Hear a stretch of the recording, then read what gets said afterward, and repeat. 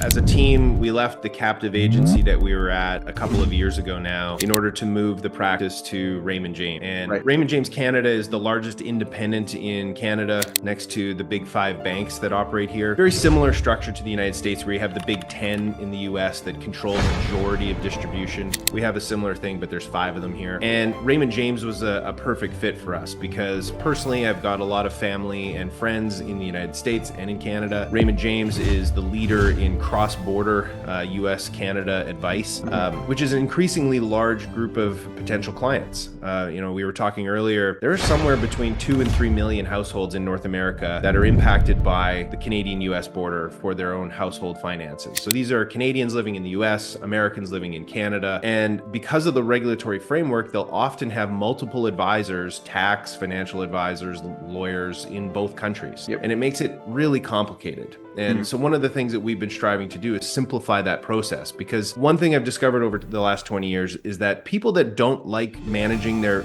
investments day after day don't like it at all. Like there's a huge delta between the DIY investor and the person that's looking for a financial advisor. There's very little middle ground of people that are just trying to validate what you're doing.